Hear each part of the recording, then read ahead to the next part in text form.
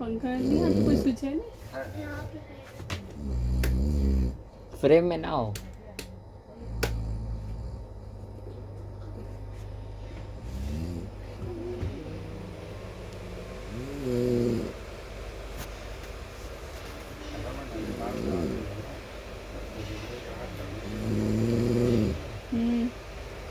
अब body set रही है, ये क्या हुआ?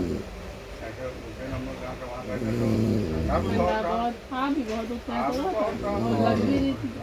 तो कल और परसों और आज सुबह जब नैनीताल से लौट कर आओ लखनऊ तो देखो याद करो गर्मियों में गर्मी लगती है।